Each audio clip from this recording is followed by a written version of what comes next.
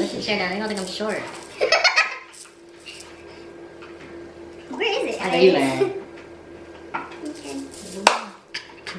Oh, why you want me shooting? Because you're shorter than me. What you mean? Yeah, okay. Anyway, but it's not good for. You know what you need to do then. You ready? Yeah. Alright.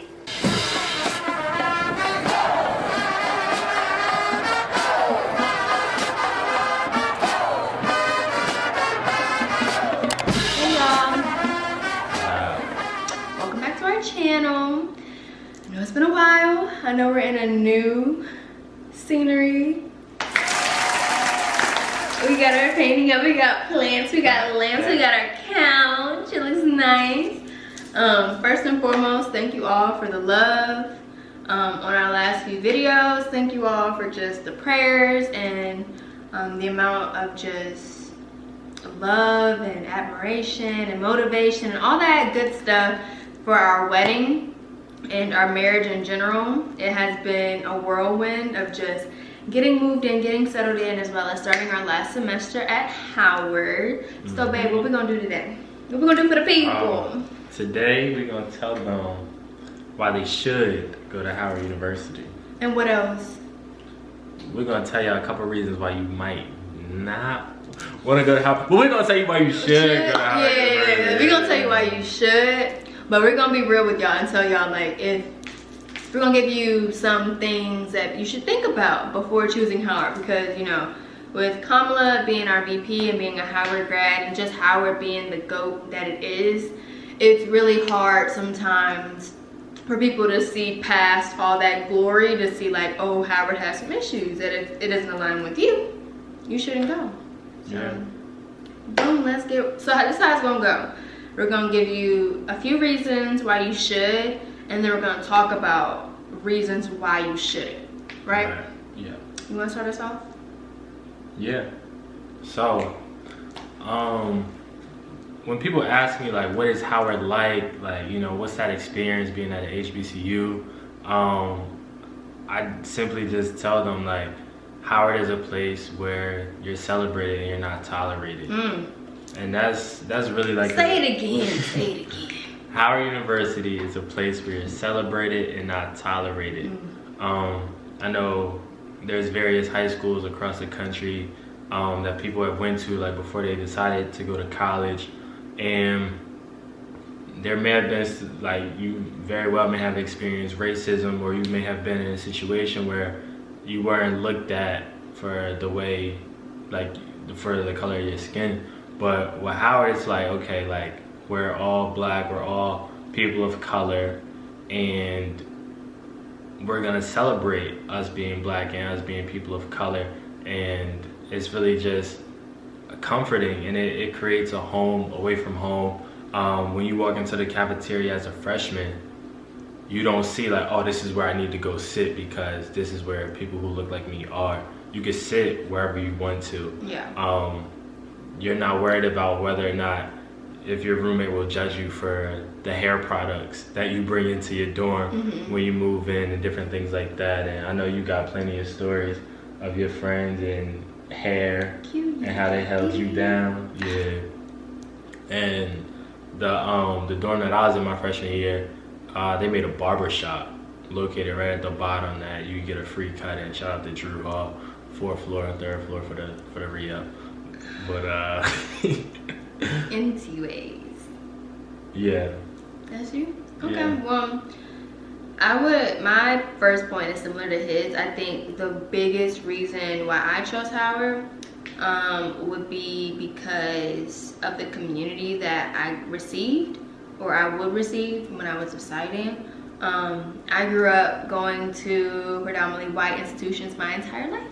That's just, you know, I could always point myself out in the picture though. You know, I could always find me. Right. In all my accelerated classes and just stuff like that, with being, you know, the token black girl, you know. When you get to Howard, you're in class with all the black valedictorians, all the black top 10%, all the token black children that went to these schools. And I'm not saying everyone that went to Howard went to predominantly white institutions. But what I'm saying is, normally when they do, they were on their stuff. Okay, they were, you know, high quality. And when they got to Howard, it became a level playing field. Like, we're all competing for the same jobs. But that competition kind of gave us community, because there's a lot of companies, there's a lot of organizations, there's a lot of just people that go to Howard looking for top Black talent. And sometimes when I say that to someone that goes to PWI, they're like, oh, like, but why would you want to go to a school where they're only looking for Black talent? I'm like, newsflash, we live in a world where, unfortunately, the color of our skin does matter. So I would rather go to a school where we're already known for having top Black talent than go to a school where not only am I competing to be looked at first and foremost, but I'm being pushed and being promoted and being in competition with people that look like me. You know, I feel like that's more of a level playing field for me. And I think just community on like a friendlier basis, like the friends that I've met at Howard have been my bridesmaids. They've been the people that I've given my life to Christ with. They've been, you know, people I call and cry, people I call and rant to. Like, the community you get is just different, because it's not like I have to go to a certain Black sector of my school. I can go to anybody and I feel like she sees me. You know, I can wear my hair in these hairstyles, and you know, I don't feel like people are gonna ask me questions, that they're gonna stick their gnarly hand in my head and, oh, this is so, no, they're gonna be like, hey girl, like, your hair, you know, those small things, and feeling comfortable in yourself, having confidence in your Blackness. Oh my gosh, like, you perform better in school. You want to go to school, you want to go to class and show off your fit and be with your friends and be celebrated for being Black. So that's my first point. That's my first point. But before we keep going, babe, well, I want to add on to that though. Oh, sorry. Well, like, as far as community goes, because like, you'll find yourself in situations across the country where you encounter like another Howard alum, or like you find yourself where like, oh, y'all working at the same company for this internship in the summertime. You in a place you never been in before, but you got 2 or 3 friends from Howard, and y'all having dope moments in the Midwest, on the West Coast, in Texas, and it's just, you find that community that came from Howard outside of Howard. Yeah. Sorry for interrupting you. What I was gonna say is, we didn't even like introduce, you know, our Howard intros and tell them who we were. We kind of just hopped right in. I apologize. My name is Olivia, and I am a graduating senior, international business major with a concentration in entrepreneurship from Baton Rouge, Louisiana, and I attend the illustrious Howard University. I had to say it. We love the illustrious. Right. We love it. My name is Marcus, and I'm also a graduating senior, electrical engineering major from Delaware. So another reason why I chose Howard is for the exposure that I received at Howard University. Some people don't like talking about it, like, oh, you know, there's other HBCUs, and I don't want to put more, you know, fame on Howard, but I chose this school. I pay money to this school. I pay loans to this school. I'm gonna celebrate this school. My investment is gonna reap the reward I wanted to reap. So yes, definitely the Howard exposure, it's not a lie. It's not something you see just on Twitter. It is true. When a lot of these companies think of top Black talent, they're gonna look at top Black schools, you know? And hopefully with our exposure and the way I want to use my degree, I'm hoping to move that exposure not just from the top HBCUs to all HBCUs, because I feel like a Black grad, whatever school, has the talent to work at these top name companies. However, if no one's in the door, then how are we gonna have those conversations, you know? If no one's at the table, then who's gonna speak up for us? So yes, definitely the exposure is top tier, and me being a business major, I see it firsthand, just that our school has, you know, our school has sponsors, corporate sponsors that literally come to Howard, sponsor us, sponsor our teams, and we get to get one-on-one time with these companies. We do case studies for these companies. It's not just they come and they give us money. We work for it, you know. We're building case studies. a lot of these things you see nowadays come from us. Like, I won't name the companies, I don't want to get anything wrong, but there are several retail companies that have come to Howard in the last few years. We have done a case competition for them, and they have used our idea, and you know, we do win sometimes $10,000, $15,000, but these companies are making billions off of it. So it is a, you know, I scratch your back, you scratch mine type of deal. However, if the exposure that I got from Howard, if I would have saw that exposure come from any other HBCU, I would have definitely chosen a different one. But the honest point is that the exposure that I got at Howard is unmatched. I haven't seen anyone match it yet. However, Olivia, plan to use my degree and my connections into corporate America to shine light on all HBCUs.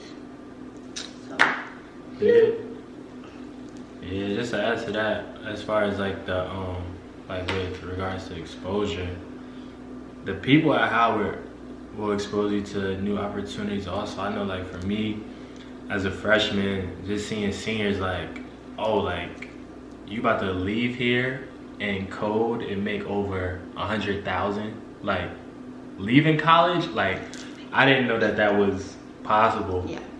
So just seeing like the way like seniors would carry themselves at like career fairs and different things like that, and like just certain opportunities that they were receiving and certain scholarships, like that'll expose you to new opportunities as well. So we said some positives, and a lot of positives y'all already know. That's why you're even interested in Howard. But we're gonna talk about some negatives, because yes, Howard has made a name for themselves. They are also a university. You know what universities like to do to their students? But they like to do Scam. So let's talk about it. No, they don't scam. We'll talk about it. So what do you want to talk about for the first negative?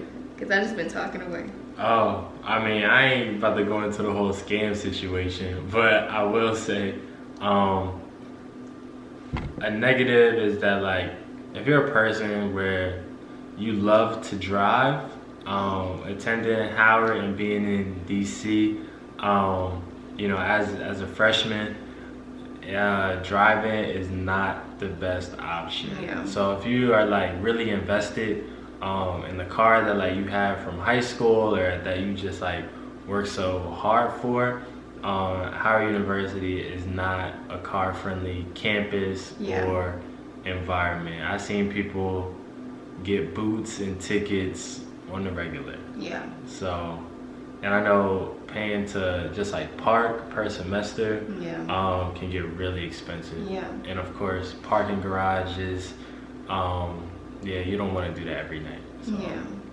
Yeah. That's true. I mean, I still can't drive really. I'm just kidding. I can drive, but not very well, so that wasn't an issue for me. But a negative I would definitely say about Howard is the cost of attendance. And I'm just gonna be real with y'all. In my opinion, I don't believe that if you don't have any scholarship money, I mean outside scholarship, Howard-based scholarship, any scholarship or any grant money coming in to support your degree at Howard, I do not think the investment is worth it, because Howard is extremely expensive, and the fact that we are getting this much attraction and just praise because of our VP now, it allows our administration to now raise the cost of attendance, because now not only are now people can stop comparing us to Ivy Leagues, we are Ivy League, you know, so they can start charging us these Ivy League prices. Annoying, right? Because what, Howard is what, 45,000? 45,000 roughly? Because I know tuition itself is about 27, 28, and that was when I first came into Howard, so probably like 29, 30. It depends on like housing and stuff too. Yeah, it depends on, but even, you know, just living on campus is like living in, well, it's not like living in an apartment, but you're gonna pay like you're living in an apartment. So the cost of Howard itself is extreme, y'all. It is extreme. And if you don't have any grants or any scholarships, I do not advise you to completely pay for Howard on loans, because even with partial scholarships and partial grants and even, you know, winning certain things, I still have debt for Howard. However, if you do have scholarships and grant money, and you're seeing that as an investment, you're paying those loans as an investment, I completely agree, because my Howard degree has opened doors for me that I don't think every school could have. So yeah, for me, the cost. If you don't think that there is any way for you to cut the cost in any way, whether that be outside or inside Howard, I wouldn't advise you to take that lump sum of debt out. Did you have anything to say to that? I mean, yeah, just whatever you think you need to save for college, double that. Quadruple it. For Howard, because just like the cost of living in DC, Yeah. it is up there. It is pretty much on par with like the cost of living in New York City, maybe slightly below what it is in like San Francisco, but it's still very pricey. Yeah, very pricey. My second con would be the cliquey factor of Howard. I'm gonna talk about it. Howard is clique city. Like, it's, you know, if you ever saw that show, The Haves and the Have-Nots, it's definitely that way.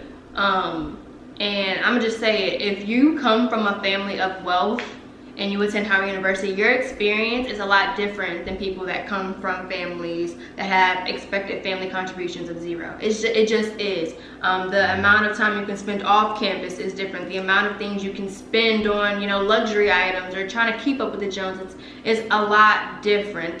Like studying abroad, things like that, it's a lot different when your family contribution is a lot greater than, say, someone who comes from a family of lower wealth. So yeah, that was a big thing that I didn't realize. Like, I thought, you know, the college, the Howard experience, it was gonna be great for all of us. And I get there, I'm like, whoa, like, we're not all poor. Y'all rich. You live in a gated community. And I'm not saying that's bad, because I will be living in a gated community one day. But I'm just saying, it isn't an equal playing field. Yes, Howard is one of those institutions where majority of our students do come from expected family contributions of zero. However, that 55% to that 45% doesn't feel as welcoming when you're, you know, the one that's trying to keep up with these cliques. And when I mean cliques, I mean cliques. You know, we are very friendly. People will help you out. It's not like Mean Girl, but it is very crabs in a barrel, and I don't think people talk about that. You know, it's always, we're trying to get here, and a lot of things are just building blocks at Howard. So, you know, I'm gonna do this organization to do this organization to do that organization to do that organization. So it's really hard to see genuine friendships, but when you find those genuine friends, y'all, it's like top tier. But that is definitely a con, that, you know, since we are all these extremely smart, extremely intelligent black people, sometimes people will pull you down to get to where they need to go. And I've seen that happen to me. I've seen it happen to my friends. I'm seeing it happen right now. But, you know, hopefully, you know, as these videos are coming out and people start realizing their worth, understand that you don't have to surround yourself with a certain type of person to get to where you need to be. You don't. Yeah. You don't. So yeah. But, you know, if you're a senior in high school, apply to Howard University. Send an application in. We would love to see it. Apply. I feel like in the next little section, about 2-3 minutes, we can talk about why we chose our degree. Okay. Cool. All right. So, like I said, I am an international business student, and I decided to concentrate in entrepreneurship, which is a new concentration in the School of Business. And when I was applying to college, seems like years ago now, my top 3 were Howard, Spelman, and Xavier. And they were all for 3 totally different reasons. So Spelman was because it was a top HBCU and it was still close to home. I'm from Baton Rouge, so I knew that, you know, that 8-hour drive was a lot different than that 18-hour drive. And then I chose Xavier on my list because at the time I wanted to be a neurologist. I don't want to be a neurologist no more. But ultimately, when I figured out that I wanted to study business, Xavier just wasn't as high on the list as Howard, and Spelman didn't have a business school. You know, you could say like economics or stats and stuff, but you can't really study like, you can't be in a business school because it's a college, not a university. Right. But anyway, the reason why I chose international business was my love and my desire to see new things. I was very naive when I got to Howard. You know, I didn't have a passport. I don't think I even was out the country. I think I went to Mexico on a cruise once, but I was never out the country. So when I was looking at videos and saw people, you know, studying abroad and doing all these things, I was like, oh wow, like I would love to experience the world. And at the time I was thinking, you know, with my business degree, I could do consulting. I just love solving problems. I love being the one to start an argument and then strategize how I'm going to win the argument. So I looked into consulting, and that was like, ooh, international business. I'm going to travel with consulting. That can help me spark that knowledge in like global business and national, all that jazz that you would think you hear international business for. But what I've come to learn with my degree is that with international business, and when you get to Howard, they like to talk about international business students because there's no international business job, and I beg to differ. The amount of knowledge I've learned for different regions in the world, what's going on globally, how that affects United States business, how understanding what's going on in the Middle East, what's actually going on in the Middle East, helps with the United States, what's saying, all like the world is interconnected. We're not in this world where it's United States and then China and then Middle East and then Russia and then Brazil. No, we all work together, and being that we're moving towards countries like Brazil, countries in Europe, and countries that like were overlooked for the past decade are now becoming those countries to look at. If you don't know anything about the world, you're not gonna do so well. So I was really excited that I was already getting that knowledge on global business and just doing business internationally. And I feel like I chose entrepreneurship because I've always had that entrepreneurial hunch. Like I never wanted to work a 9 to 5. Like I don't have a dream job. Nope, not at all. No. I just never saw my worth being exploited as something that I just wanted to do. Now, do I have an offer and will I be working a 9 to 5 come September? Yes, but that is not my dream, and it is something that I'm trying to and a business that I fully own is something that I'm working towards. So yep, that's why I chose international business. I hope I sold you on international business, but if not, the business school is where it's at. It's where it's at. Right. So I chose electrical engineering, and that was because back in 7th grade, my older sister exposed me to NSBE, which is the National Society of Black Engineers. So I got to like go to that conference at the age of like 12 or 13, whatever I was, and just seeing like all these black people, these young black students suited up about their business, studying all the different disciplines of engineering. Like that was just so motivating to me, knowing how like the classrooms I was in, I was one of 3 black students out of 25 people in the class. So I was like, oh, like this is what I want to do. I had never been exposed to like another discipline or like field of study before, like hands-on like that. So then like fast forward to like I'm applying to schools, and I'm looking up like the different disciplines of engineering and whatnot. But ultimately I was just like, well, I'm gonna just pick one first semester, and if I don't like it, I'll switch it. So I ended up going with electrical engineering, and then after my freshman year and like beginning of like sophomore, I was like, yeah, I'm not feeling this. But also like if I changed my major from engineering, I wouldn't have been like eligible for my scholarship anymore. So I was just like, yeah, I gotta ride this out. But then once like junior year hit, I'm like, bruh, I'm really not trying to study this. I had already had like a couple of internships, and I saw where it's like everything I needed to learn, they would teach me on the job, and the stuff that I was doing in class wasn't applicable in these internships and workspaces that I was in. And I saw that like, as long as I, you know, like knew how to carry myself in these environments and like just like hold certain conversations, the opportunities would come. And of course, just like keeping up with a pretty good GPA. So then I got to a point where I'm just like, bro, I do not want to do this at all. And thankfully, the last company that I interned with in an engineering role, they gave me another internship on the business side. And that translated into like me interning with them, and they actually like extended me an offer. So I'm gonna graduate with an electrical engineering degree in May, but I won't be using that degree. I'll be using like hands-on experience in a business role.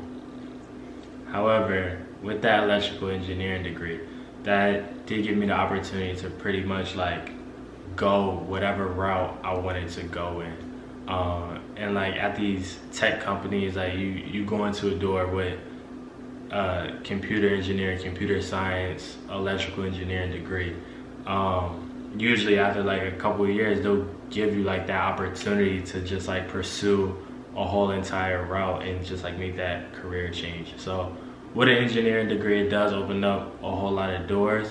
However, I'm a person who like thrives with like community and just like being able to talk and collaborate on something. So just like putting my head down, being in a lab all day, having to look at my screen and just like code all day, like that's not me. Yeah. So I'm gonna do it to get this degree, but after that, definitely gonna be sticking to the business. Yeah. So it is so important, y'all, that y'all do y'all's research on what major you want to do, because changing your major could extend your time in college, can make it more expensive, as well as you can get stuck in doing something you just really don't like to do. And when I met Marcus, I told him all the time, like, you seem like you'd be really good with business, like and he told me like he wanted, like, you know, to do business after figuring out engineering wasn't for him. So I would definitely advise you, you know, go to these schools, talk to the students, hit us in our comments. We will definitely connect you to someone that we know to give y'all more insight on what major you should choose. But just remember, don't work for your major, work your major, okay? Because I'm an international business major. Yes, I want to do that, but I've seen people in my classes with IS degrees being marketers. What's IS? Information systems, sorry. So like business, usually like the tech roles, like coding but with business. I don't know. IT, yes. Information technology. Yes, you know, that's like the Googlers, the Amazon, you know, AWS and all that type of stuff. So there's a lot of degrees. What? That was just funny how you said it. Like AWS, that stuff. That stuff is just IT heavy.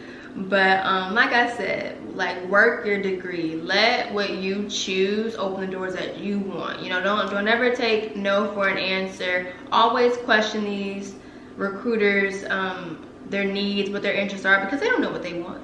You know, they come looking for a marketer and they hire a management major. They don't know. So yeah, I hope y'all enjoyed this video. It was really fun for us to make. Yeah. And please leave any questions that you have behind, because we could possibly do a part 2 to this video. Well, bye y'all. See ya.